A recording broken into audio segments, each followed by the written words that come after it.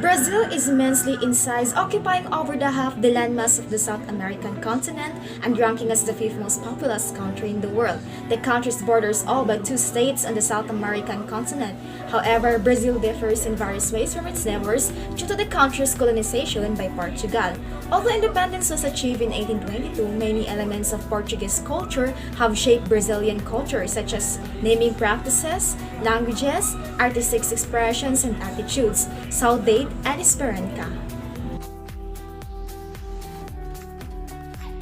I am teaching you Brazilian Portuguese greetings words. First, when we meet someone, we can say oi means hi, hola means hello. In the afternoon, we can say boa tarde. Boa tarde means good afternoon.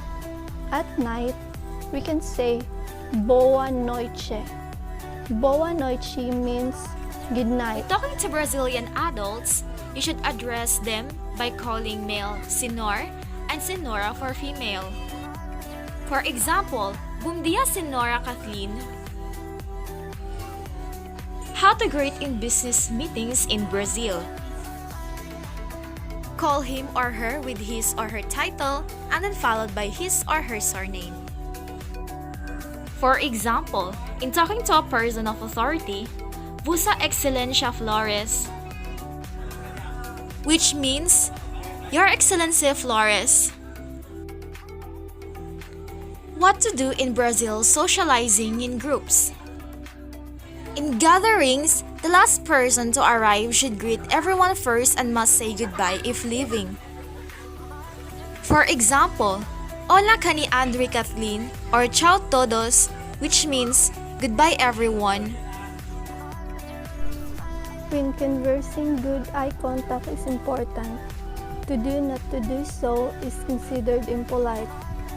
A good warm handshake is traditional greeting in Brazil. However, the Brazilians show affection easily.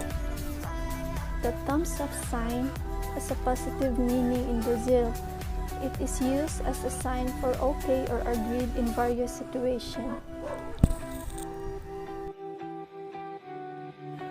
Brazilian's carnival is becoming more politically correct. The typical notion of carnival in Brazil is that anything goes, no headdress too big, no outfit too small, no song nor ribald. A growing number of blocos, a term Brazilian used to refer to carnival street parties and the singing and dancing groups that organize them, are defying tradition and refusing to play a handful songs that have lyrics considered sexist, homophobic, or racist. If you think Brazilians have met that with their trademark, easygoing live and let live attitude, then you don't know how to seriously take the carnival.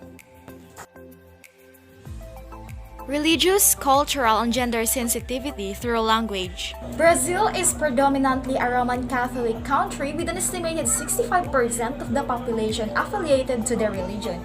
Catholicism beliefs and practices tend to vary throughout this vast country, particularly in rural areas where the saints of the church are honored with a vow of pilgrimage. When the Portuguese colonized Brazil, they brought with them the religion, which met with the religious traditions of the indigenous population and those of the African slaves, thus giving way to synthetic practices in some areas. Symbolic of Brazil's religious affiliation is the colossal statue of Christ, the Redeemer, that stands at the summit of Mount Corcovado in Rio de Janeiro. When the Portuguese colonized Brazil, they brought with them the concept or machismo.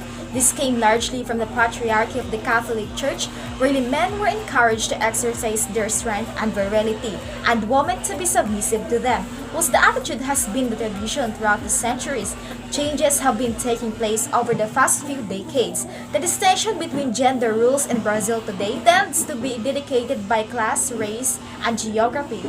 Women residing in urbanized areas are more predisposed to higher occupational and educational options. Although men have historically taken the higher professional roles and women have been deemed to be responsible for the domestic affairs, these concepts are changing.